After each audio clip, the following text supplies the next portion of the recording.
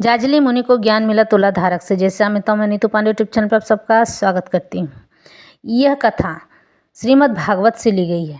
एक समय की बात है, जाजली मुनि ने एक वन में जाकर घोर तपस्या करने लगे।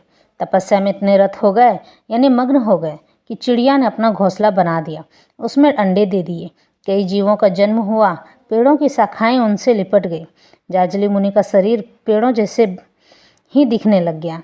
बहुत समय के बाद जाजली मुनि तपस्या करके उठे।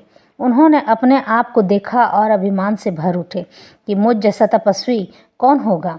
तभी आकाशवाणी हुई, जाजली तुमने इतनी तपस्या की, लेकिन धर्म का ज्ञान अभी बाकी है। धर्म का ज्ञान पाने के लिए तुम्हें काशी जी जाना चाहिए। वहाँ तुम्हें एक तुलाधारक मिलेगा जो तुम्हें धर्म का ज्ञान देगा।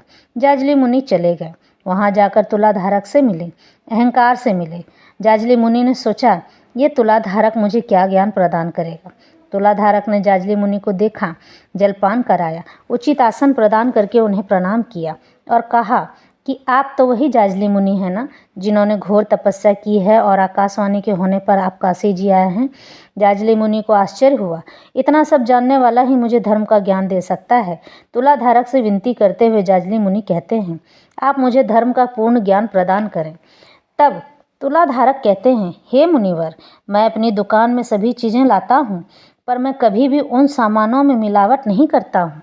मुझे जिन चीज़ों की आवश्यकता होती है, मैं उन चीज़ों के लिए मेहनत करता हूँ और उतना ही कमाता हूँ जितने की मुझे आवश्यकता है, पर मैं किसी का धन चुराने की कोशिश नहीं करता। मिट्टी और स्वर्ण को मैं एक ही समान समझता हूँ। अपने कार्यों को हमेशा समय पर ही करता हूँ एवं अपने कार्य को ईश्वर की तरह पूजता हूँ। यही मेरा धर्म है। इस तरह से जाजली मुनि को धर्म का ज्ञान एक तुलाधारक से मिला।